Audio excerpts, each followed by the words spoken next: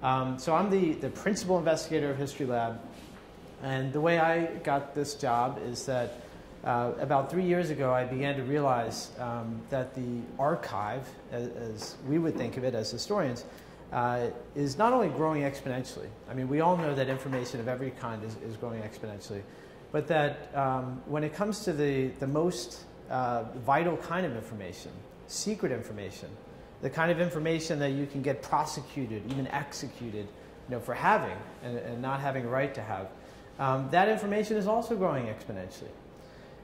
And the problem is that the system that we have as a democracy to try to decide when, all of us as citizens are allowed to see that information, to know what government is doing in our name, that system is one that's been around since the early days of the Cold War.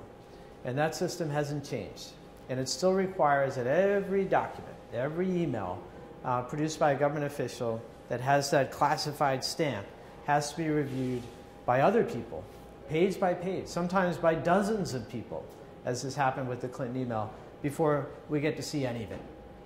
And so what that means is there's this enormous and growing body of classified data that we're not allowed to see. And more of it, I think, no one will ever see. Because it's not just that so much of it is classified and so little of it ever gets reviewed or released. It's that a lot of that information is being lost. Because the government, sadly, doesn't value that kind of information.